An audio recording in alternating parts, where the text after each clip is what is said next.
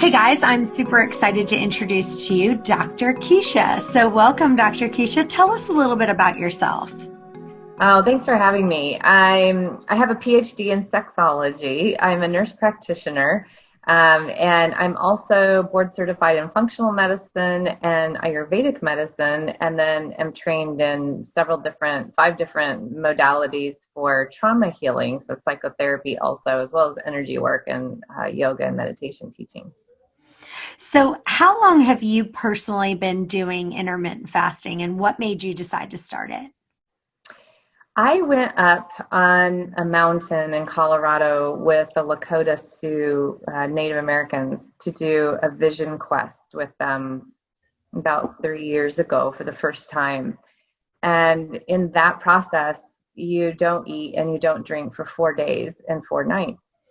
And when I came back and talked a little bit about it, some of my functional medicine colleagues were really upset about me talking about it and saying, I remember particularly Dr. Alan Christensen responding on my Facebook page, this is dangerous. Why are you talking about it? And saying, actually Muslims have been doing this for centuries for Ramadan. It's a spiritual doorway into being able to have your body become lighter and your digestive system being able to be quiet so that you can actually get more in touch with spirit. And it was the most remarkable experience. I've worked with plant medicines and a lot of other things spiritually. And not intermittent, but dry fasting, for those 4 days actually got me to that place. But it was in the supportive community of this tribe with prayer and their own fasting and drumming, that was going on down below. And so I came home and I said, the reason for doing this was not weight loss, it was for spirituality. And I wouldn't try this at home, So I was really careful to say it's very supported with this community. And then I've done that a couple of other times since, and I always have the most remarkable experience. And so I went in through the portal of, rather than autophagy or looking at weight loss or looking at the bodily function, more of a spiritual path. And then had that experience and then started studying it as things were starting to come out in the research, from the medical perspective. So it's sort of an interesting doorway that I entered through. So when you were doing the 4 days of an extended fast, were you doing it dry where you didn't have water either? Yeah. Which again, I would say don't try that at home, because this was done in the support of a community, right? That Mhm. was actually more focused on a vision it was a rite of passage. So there was a whole different purpose to it. So it made it feel different than fasting that I do on a regular basis. Awesome. So let's talk about that dry fasting for just a second because that has really started to get more and more popular. And so for people who don't know what dry fasting is, explain it and talk about what is the benefits that dry fasting gives you versus doing a water fast.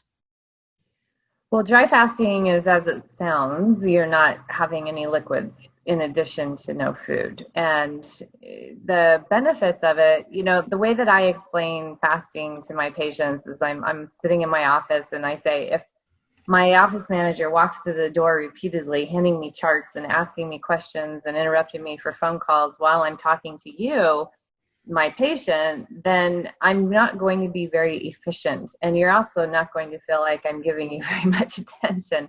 Well, that's exactly, for time immemorial, as far back as we can go, different frameworks of medicine have said that health begins and ends in the digestive system. So what happens when you're fasting is you're actually giving your digestive system a much needed break. So instead of interrupting it constantly with throwing food down there, it can actually do its other jobs. So the body is this most amazing, miraculous feat of engineering, and we keep interrupting one of the most important jobs that it has, which is digestion, by just like flooding it, constantly interrupting it. And So what fasting does is it allows for that rest to happen so that all of the other, like the garbage man can come, the lymphatic system, and take the little garbage sacks away that the cells put on the outside of the membrane at night. But if you've actually put food in at night, then it can't get anywhere. The streets are blocked and the little garbage trucks can't get around. And then if you are putting food down there, then the liver, which is supposed to actually do its clearing, between 2 and 3 in the morning, also is consumed with having to deal with actual food that just got put down there rather than clearing out and doing some of the deep cleaning that's supposed to happen in the middle of the night for you.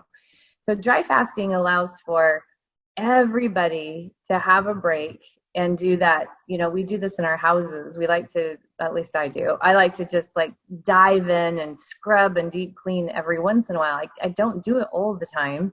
And when I do that, I sit back and I just love being in the space. It's so clean and it's so orderly, and I can think and I can function, and every part of me, spiritually, emotionally, mentally, and physically, gets in harmony. Well, that's exactly, Ayurvedic medicine says that we're a microcosm of the macrocosm of our environment. So what's going on outside of us when we feel good, that's actually exactly on a cellular level what's happening too. You can think about dry fasting as the deepest cleaning that you can do. Did you know that you can get all 4 of the books that I wrote, Waste Away, Fasting to Freedom, One Meal into Tasting, and Freedom from Food? You can buy all 4 books and get the ebook for free. Go right now to chantelrayway.com, or you can go to Amazon. Also, I just wrote a brand new book called How to Delegate Everything But Sex. If you are stressed out and are tired of doing everything on your own, go check out Delegate Everything But Sex, and there's all kinds of freebies on the site. I love it. And people might not know, but there's kind of something called like a hard fast and kind of a soft fast when it comes to dry fast. And with a hard dry fast, that means that you can't allow any water to touch the body. So that means like you're not washing the dishes, you're not taking a bath, you're not taking a shower, you're not brushing your teeth. But a softer dry fast is where like you can brush your teeth, you can take a shower, you can do all those things, but you're actually not just drinking any water. So when you were there with those 4 days, like were you doing a hard dry fast or a soft dry fast? Yeah, when you're in a vision quest, you're in the middle of, well, in my case, I was in the middle of a pine forest. And you're in just a small, kind of enough to lay what you could lay a sleeping bag down in. And then you have prayer flags around you, prayer ties, and that's it. So you're not going anywhere. So there's no water anywhere on you or in you. I suppose if it started raining on you, then it wouldn't be a hard dry fast anymore. Oh yeah, that's true. But it didn't. So yeah, I've heard that the dry fast does obviously fasting's so good for eliminating parasites, but that doing a dry fast helps eliminate parasites even better, and it promotes regeneration of healthy tissues a little bit better. Have you found that to be true? So I'm going to dive into areas that are never talked about when fasting is brought up, and that is Ayurvedic medicine. So Ayurvedic medicine is the 10,000-year-old sister science of yoga, and it talks about each of us being very different from one another, and that is so accurate. We are different from one another, and there's just absolutely no way that you can have a rule of thumb like that says if you do this, this will happen, and that this is good for everybody. So the way that you think about it from an Ayurvedic perspective, you and I, actually, fasting is really good for us. Our body types really appreciate having everything taken away for a while and having that break. We have a Kapha Pitta body type, or a Pitta Kapha, which means that we have a little bit more water in our tissues anyway, and a lot of fire in us. So that means like very intelligent, very sharp-witted, can be sharp-tongued, can be quite, judgmental on ourselves, and then it can leak out onto other people, and then also very loyal and very warm and very loving, like the best friends and lovers to have are the kapha people. But what's going on in a kapha body is that there's more water already. It's, Ayurvedic medicine is an elemental framework of medicine, which means it's everything that makes up the universe is inside of us. And so for kapha, there's more earth and water. So we already have that deeply in us as it is. So we can actually go like an elephant can without for a long time and be okay. Now, a vata person, which is made of more air and space, they're those skinny little minis that are the life of the party, social butterfly. They bounce around and they flip from one thing to another. They have a hard time sitting still. They can get kind of ADD-like, and they are very dry. So if you had somebody do a so-called hard fast that's a vata person, they're the ones that are running the high risk of fainting, of really not doing well and crashing, because their tissues already don't have very much moisture. And the older they get, when we have these are called doshas, like the body types. We have a dosha-specific time of life, of day, of season. And so the vata time of life is menopause and beyond, or andropause and beyond. So the closer that somebody gets to menopause or andropause, that's a vata already, and then they're going into vata stage of life. And then if it's fall or winter and very dry, then, and you have them do a hard fast like that, they can actually have some fairly serious damage. So it's really wise to know who you are constitutionally and what's good for you, rather than what it says on paper. Awesome. Well, I know you specialize in autoimmune issues, and I want you to talk to us a little bit about what are the autoimmune issues that you're seeing that people are coming to you with the most, and how has fasting helped them? So there are over 150 autoimmune diseases now. And people don't often realize that, like, restless legs is autoimmune, and Raynaud's, when you get really cold hands, feet, and your nail beds turn blue, is Raynaud's. So the most frequent diseases of an autoimmune nature that I see are going to be like that, because people don't even know that they have them. Hashimoto's, I see a lot of rheumatoid arthritis and MS. I see a lot of osteoporosis, which again has been reclassified as autoimmune. I see a lot of gut things like ulcerative colitis and Crohn's and irritable bowel. I see a lot of skin things, eczema and psoriasis, rosacea. All of these things are autoimmune in nature. So, so many. And all of them, actually, depending on the dosha type. So one of the things that Ayurveda talks about is that autoimmune disease is undigested anger. Oh my gosh, that changed my life and my own path. I had rheumatoid arthritis when I was 30, and I was able to reverse it within 6 months. But it was because I found that statement and went, what? I'm not an angry person, and then realized over time that as I was really doing research and figuring out this body, right, and this mind and this heart and this spirit, that, I should feel angry, that I had sexual abuse when I was 10, and I've never actually dealt with this, and I've never been angry about it, and of course my body has taken it on and has not digested it, right? And so as soon as I was able to start that process of trauma healing and learning how to really digest feelings and emotions the same way that I do food, then I was able to reverse it.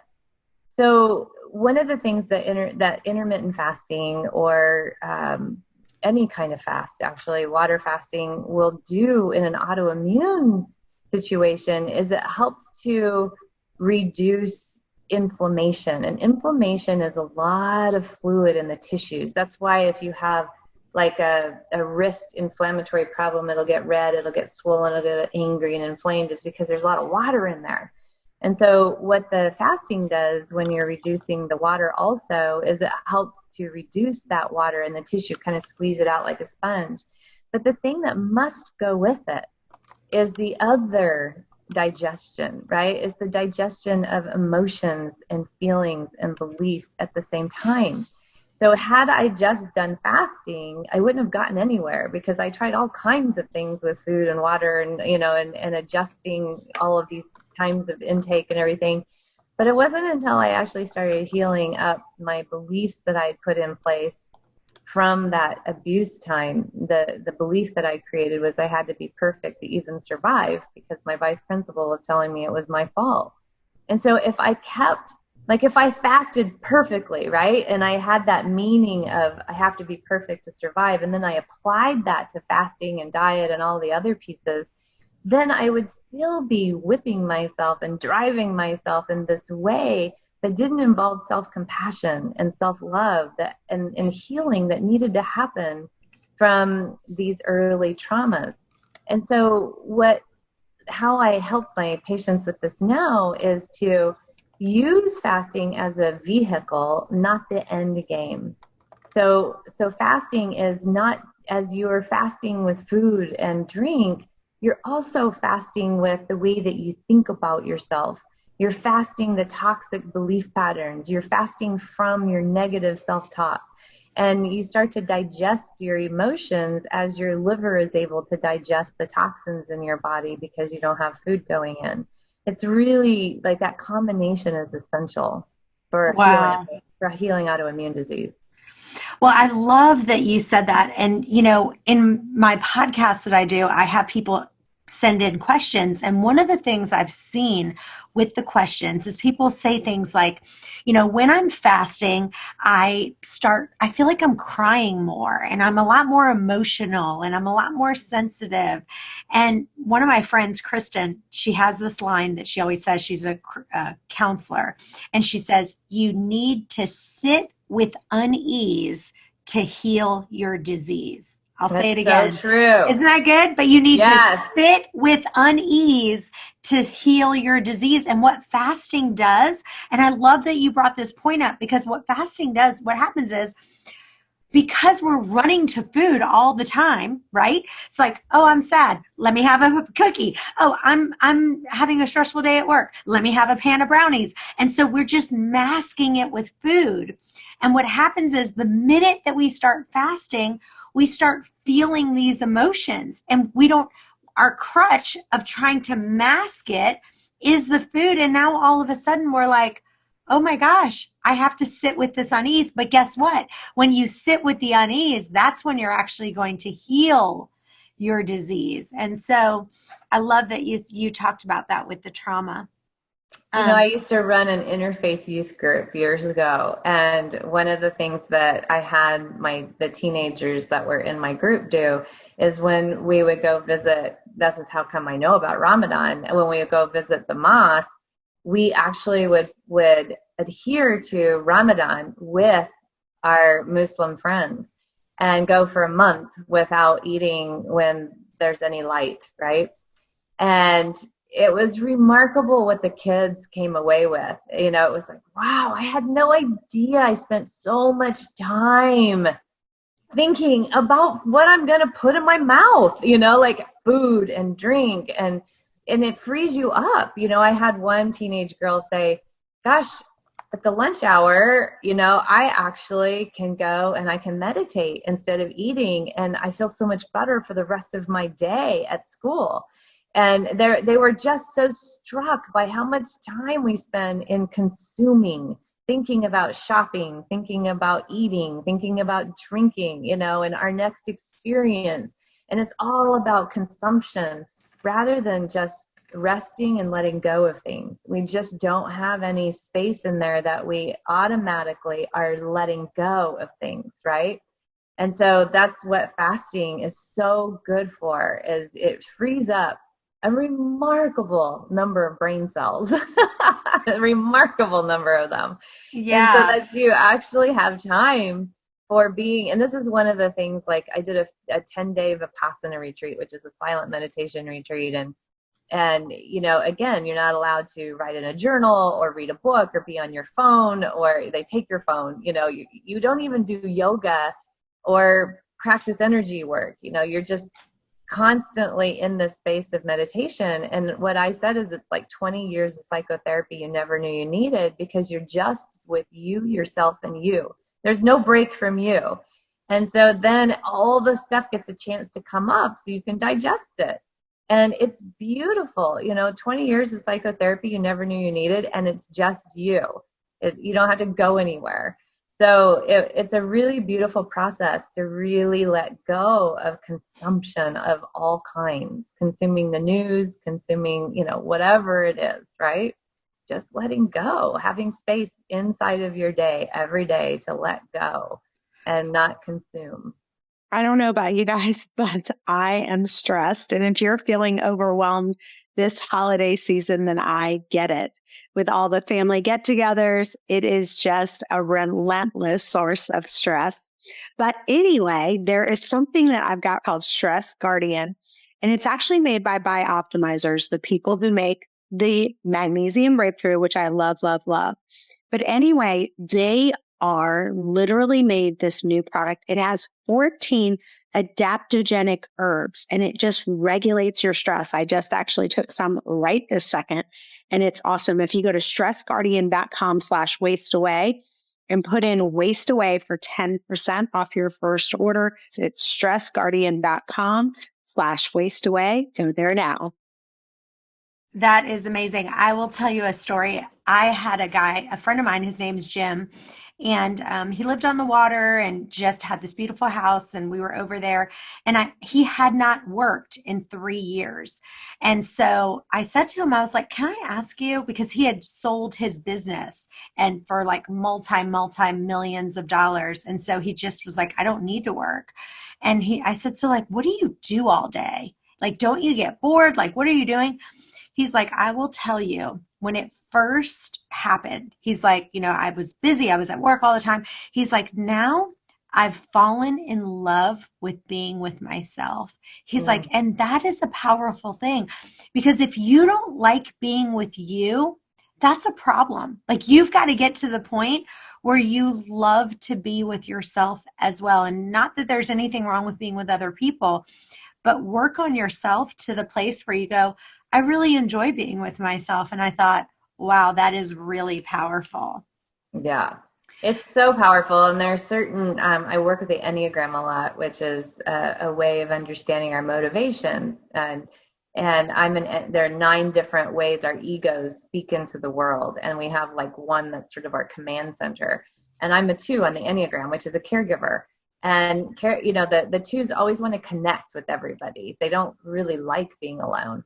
And over the years, as I've done these things like, 10-day silent retreats and 4-day vision quests on the mountain and things like that, I've done exactly that. And at first I used to have to say to myself, you're all alone and you're okay. You're all alone and you're okay. Like, just that basic, soothing a small child that's going, I'm all alone and I'm not okay, And then I got to this place of, oh, I love being alone, because I'm really not. I'm with the divine, And then I was just like, oh my gosh.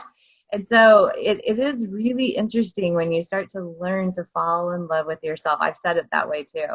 And because you find it's not necessarily yourself, but it's actually the divine that's inside of you, the spirit part of you. And you realize you haven't ever been alone, never will be alone. And then you get to connect to that part.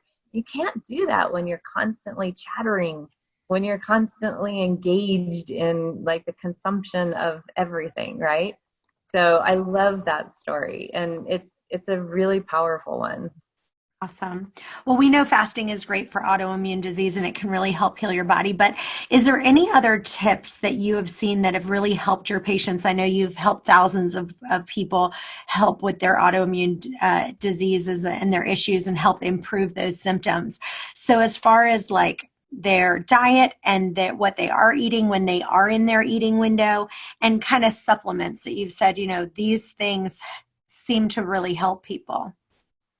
Well, I do a lot of genetic testing. I do genetic testing on every one of my patients. And the reason for that, I do that in combination with a nutritional evaluation and an adrenal and hormone test on everybody. And the reason for that is because if you have adrenal fatigue, actually fasting in the morning is not so great and going to CrossFit. Like there are certain ways that your body will say, whoa, whoa, whoa, whoa, I'm already up against the wall, and now you're taking away any fuel. I'm actually going to hold on to everything, right? It feels like it's a zebra being chased by a lion, and then everything gets put on hold. So I always do these kinds of checks. I always say test, don't guess, because you want to find out who you are and what your body is asking for. And so in terms of supplements, in terms of dietary advice and things like that, I do it based on the data that comes from you individually. And I don't really have a way of saying that every single person should be doing this, because we are very different. It's really know thyself, right? Yes. And the way to do that is, to really get in there and see, like, what's the data. One of the things that, again, I love about Ayurveda is that it does say that we're each different. And so in that case, then we want to know, how to communicate with the body. And it gives us all these ways of communication, like watching what your bowel movements look like, looking at your tongue. In my book, Solving the Autoimmune Puzzle, I have these diagrams of your tongue and what a healthy tongue looks like, as opposed to if this is going on with your tongue, this is what could be happening.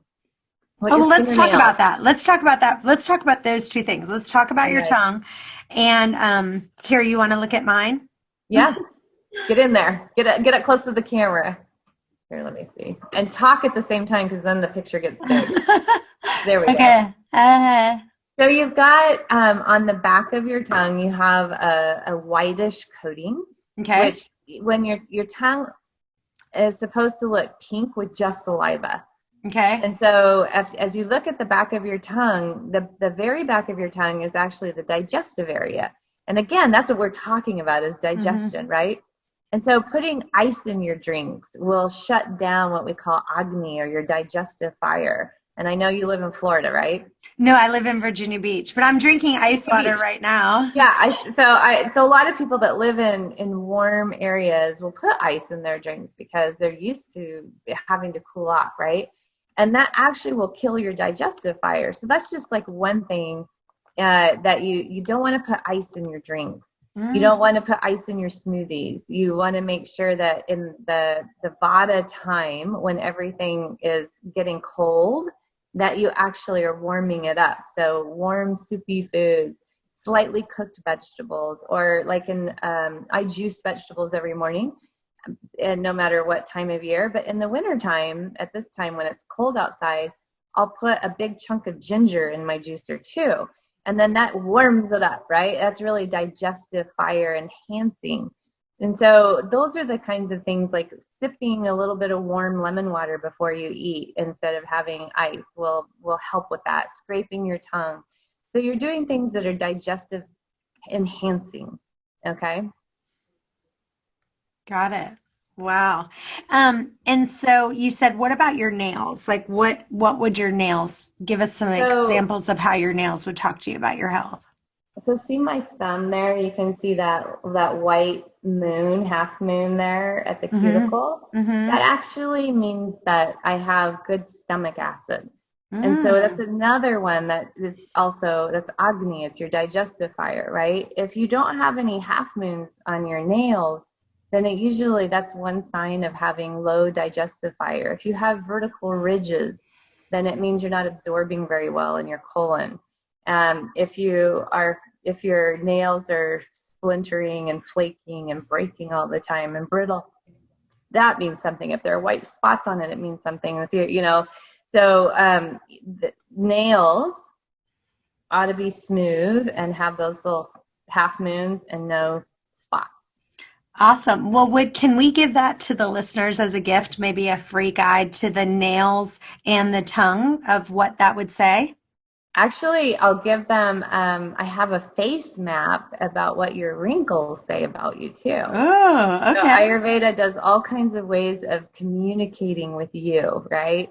And so on your face, like if I had a line right here, so So I've never had Botox. That's another thing. When you have Botox, it's hard to tell. It's hard to do this, right? Mm. So if I had a line here, that would mean my liver needs to have a detox. If I had really deep, deep lines around here, it would mean that I'm not absorbing very well. Let's see. If you have dark circles, like I don't have any makeup on except for my eyes and a little bit of lip gloss. So this is no foundation or anything. If I had deep dark circles here, it could mean that my kidneys are having a hard time, or my adrenals are tired, or that I've got some food sensitivities that I'm not paying attention to. So you want to be able, like, your skin ought to be something that you consider another breathing part of your body. It has to get rid of things, and it has to bring in nourishment. It's the largest organ of detoxification that you have. So you want to make sure that what you put on it, you can eat. So like for moisturizer, I just use oil, sesame oil, because I could cook my food in, it's the same kind, organic cold pressed sesame oil. And I put some essential oils in it so I don't smell like a Chinese wok. But, but that's all that's on my face for moisturizer and on my skin. So you want to always just like pay attention to your skin, and it's giving you feedback, right? Just like pain in your body is giving you feedback. Anything, if you get constipated, it's giving you feedback. You want to have a bowel movement that looks like a brown banana once or twice a day, and you're in and out of the bathroom. It's easy to clean up after. You're not sitting in there reading a book. So that's actually what good digestion looks like. You're emptying your trash, right? A couple times a day so things can't build up and start to stink. Well, speaking of emptying your trash, is there any tips that you can give that will help? Because I think because I've talked about it so much, because I am always constipated. It's something I've always struggled with. And so we get a lot of questions in about that, because I think I've shared that several times. So talk about that, because with fasting, is that going to, like, once you start eating again, let's say you did an extended fast of 2 days. After you got off that 2-day fast, once you ate again, is that going to help things moving along, or what is your opinion there? Well, there are two answers, and I want to bookmark one of them so that we come back to it, and that is constipation itself. Mm-hmm. So, but the answer, or the question you just asked, is different, which is, this is really important. So this is another thing I learned in Ayurveda, and we don't ever talk about this either. And that is that how you come off your fast is equally, if not more important, and how you did your fast. So you go from, if you're dry fasting, then you go to water, and then from water you would go to some kind of clear broth. And from clear broth you move into, you can have like juiced vegetables or a smoothie, right? And then soup. So you're always moving in this way that's waking up your digestion. You don't go, okay, cool, I had 2 days of fasting, I'm gonna go have a burger and fries, right? It's like your body's gonna have whiplash. Like, what the heck just happened here, And so you always want to make sure that you're lovingly reintroducing food. The way that I think about this is, if a dog bites you, you don't just go right up to dogs later and be like, hey, baby, like people are pretty scared of dogs once they've had a dog bite. And they want to know, like, is this dog safe, right? And they approach it carefully. And that's the way that, you want to think about your food, is you don't want to eliminate a bunch of meat, like keto and paleo are all the rage, and a lot of times people will interpret that as lots and lots of meat, and so then they'll go from a fast to a lot of meat, and that's really bad for your body, and actually it has just taken away the good things about your fast. So because your body is having to work extra hard now after what you just did to it, so it's really important that you gradually ease off of your fast. Then you're not going to be constipated. So, but if you throw meat down there on top of it after a fast, you will be constipated. It's going to be like a boa constrictor with a rat in the middle of it. It's just going to sit there for a while. So the question about constipation is, there are a couple of things. One is, if you have, like I had mentioned earlier, these, Vata, Pitta, Kapha, these constitutional types. If you have a Vata imbalance, one of the most common signs of a Vata imbalance is constipation. And with constipation, everything's dry and it's not moving. Now, the thing about moving waste out of your body, the action, the muscular action that is required for that is called peristalsis. And you don't have peristalsis if you're in fight or flight all the time. And a lot of times, type A people that are Pitta and high achiever productivity types are in fight or flight all the time, and they don't realize it.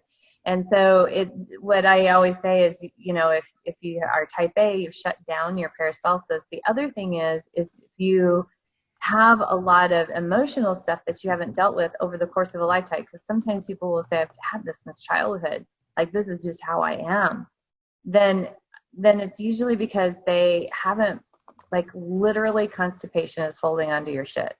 So you can think about that emotionally too, right? It's like, what are you holding on to? And so I approach it from all these different directions when I'm treating someone's constipation, as well as who's living in there. Do you have bugs? That's what everyone wants to think. Like, oh, I have this. I have parasites, therefore, you know, and they'll treat them and treat them and treat them, and then they're still constipated. So it's that's one element, right? We go from the gross to the subtle. So the gross would be like, who's living in there? What's going on? What are you putting down there? Does your digestive system work? And then back it out to more and more subtle. Then more and more subtle will get out there to, okay, so what are you not processing? What are you not digesting in terms of emotions, beliefs, feelings, etc. Guys, I just want to interrupt for just a second, and I want you to hear Paul Saladino talk about why liver is so important. And if you don't like liver, we have another option for you. Your ancestors were eating liver. And the reason that this sort of wisdom has been passed down is because liver is very nutritious. It's basically nature's multivitamin. If you look at the nutrients in meat, they're great. You've got zinc, you got B6, you got B12, you got some K2. But if you look at liver, it really complements what's in muscle meat. And there are many unique nutrients found in organs, specifically liver as a powerhouse of these, that are difficult to obtain outside of liver. Like meat and organs are like peanut butter and jelly. They just go together. They're supposed to be eaten together. The easiest way to eat liver is just to do it raw. If you don't want to eat liver raw, you can cook it. But the reason that I like to do it raw is because there are unique nutrients in liver that are probably somewhat degraded when you cook the liver. This really is like the most nutrient rich supplements that you can find. And they are amazing. I have tried them. I absolutely love them. So just go to heartandsoil.co, use the coupon code and save you some money there.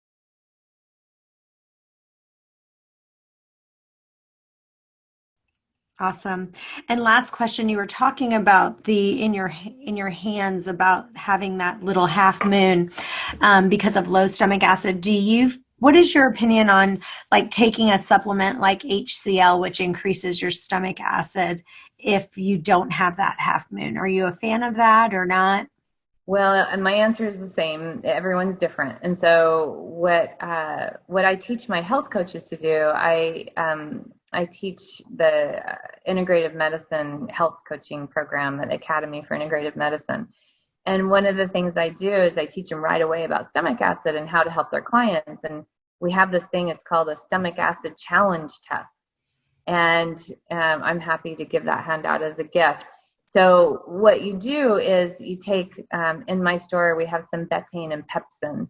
And I have people take one of those capsules with their next meal. And then I have them check in, like really sit still and listen to your body. Does it have heartburn? Is it upset with this? You know, and there'll be a variety of ways it'll show it's upset. You'll get atypical things for you, like heartburn or stomach pain or digestive stuff. And, you know, it'll be like acidic, right? Maybe gastroesophageal reflux. And so then I'll say, okay, so now stir some baking soda in water and just drink that. It will neutralize it. You don't need stomach acid. That's not the issue. If you don't get heartburn and you take that capsule and you don't feel anything, then with the next meal, you take 2 of those. And if you don't get heartburn, the next meal you take 3, and the next meal 4. You max at 5 per meal. You don't keep going up and up and up. And you just stay there. 5 every meal if you're not getting any kind of heartburn or change. When I first did this, I took 5 per meal for months. I was so chronically low in stomach acid. And this is something that happens as you age anyway. You know, as you get older, your stomach acid naturally decreases. It puts you at higher risk for all kinds of bad bugs like Helicobacter pylori. And so stomach acid is essential for so many different functions in your body, not just breaking down your food, but it's also a protective immune response too. So if you keep going at 5 per meal, it means you have been really low in stomach acid for a really long time. Now, eventually, I was able to cut back to 4, and I stayed at 4 for a really long time, and then down to 3. And some of this is genetic. My dad is on Prilosec, okay? So that's a proton pump inhibitor. That's one of the most commonly prescribed pharmaceuticals out there. And the the pharmaceutical industry makes so much money on proton pump inhibitors, saying to people, you're low in stomach acid because you're having regurgitation. And one of the things I had to explain to my dad was, no, actually, that means you're low in stomach acid. And because when you throw food down there, you're low in stomach acid, your body's having to overproduce to deal with the food you're putting in there. And so now you're getting this, this reflux. And so what we had to do is, what I do with my patients is say, okay, so I need you to bridge, and we're going to use betaine and pepsin. And sure enough, he was able to come off of his Prilosec. He didn't have an overabundance of stomach acid. He was deficient in it the whole time. So it's just a whole different paradigm and way of thinking about things than, matching the pill to the ill with this sort of, oh, if I'm having reflux, it means I'm having too much acid. That's usually not really the case. Yeah, I know that is just such a great point to make, because it's like, hello, having good stomach acid is really good for you. So it's essential. It's absolutely essential. So talk a little bit, because if people are listening out there and they are dealing with, low stomach acid, they might be having gas or bloating or acid reflux or constipation or diarrhea or malabsorption, or they might have nutrient deficiencies, like you said, that you can see on your nails. So what is the difference between someone taking betaine HCl versus just like a digestive enzyme? So digestive enzyme, that's a really good question, is actually helping your pancreas, because your pancreas produces enzymes for you to break down your food. So when you take a digestive enzyme, you're dealing with a different part of your digestive tract, not stomach acid. So it's crucial. They're different. Yeah. Perfect. And you may not need, here's the thing. I don't need digestive enzymes, and I no longer need any betaine and pepsin.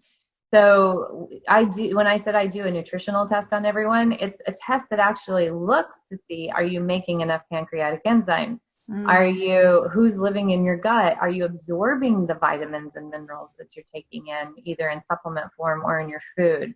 How well are you breaking down your carbohydrates, your proteins, and your fats, and then using them? Do you have heavy metals on board? So I like doing this test yearly for everybody because it's a good check under the hood.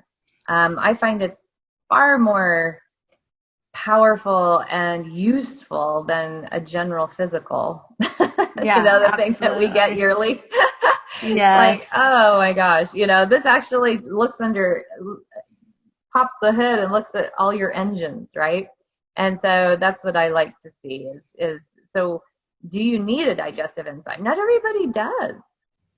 Awesome. You can make your organs and glands lazy if you hand things down there that it doesn't actually need. It makes your body not want to produce its own because it can do the backstroke. It doesn't need it. I love that. Great analogies. Well, it's always a pleasure having you on our show. Tell listeners where they can find out more about you. Oh, thanks, Chantel. So I'm at drkeesha.com, drkeesha.com. Awesome. Well, you are just so smart. Just every time I always learn something new. Thanks so much for joining us and being with us today. Thank you. Thank you, everybody. Bye-bye. Bye-bye.